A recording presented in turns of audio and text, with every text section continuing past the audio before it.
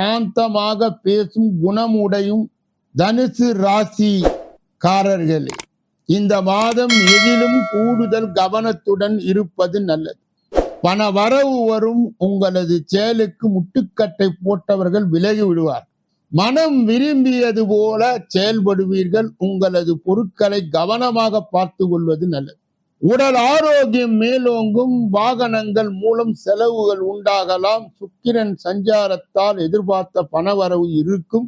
வீட்டிற்கு தேவையான வசதிகள் செய்வதிலே ஆர்வம் காட்டுவீர்கள். வீடு மனை வாங்குவதற்கான தடைகள் அகலும்.